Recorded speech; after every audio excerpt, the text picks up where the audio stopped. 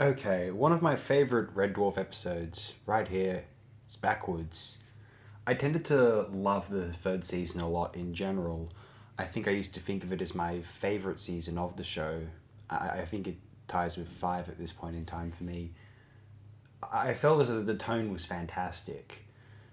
The brilliance of the first two seasons was coupled with this newer desire for ambition, explore other worlds, via the Starbug rather than the Blue Midget. It seemed more of a practical storytelling device to get the characters from one location to another. Crichton was just a superlative addition to the cast and really brings the show to its greatest fulfillment, I feel.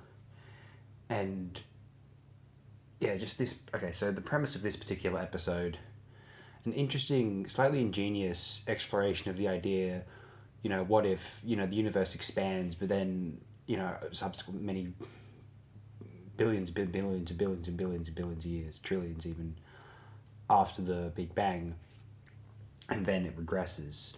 This big crunch. It all goes back to the center, and some theorize that time would go backwards as well.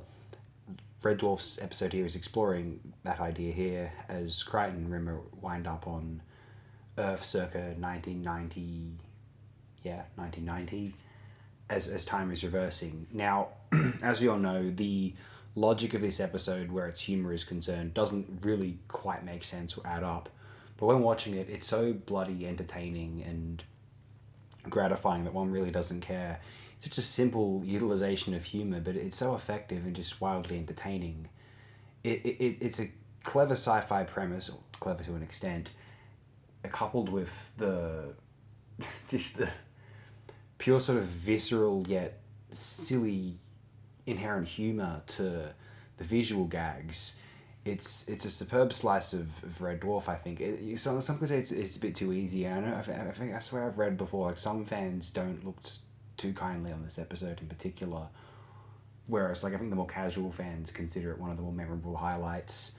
I do think it's one of the finer episodes, simply because I think the value of humor is strong enough, and I also think that just generally, it's enough of a sci-fi premise. It's enough of Red Dwarf employing what's unique to it that just, simply as a viewing experience, it winds up one of the most unforgettable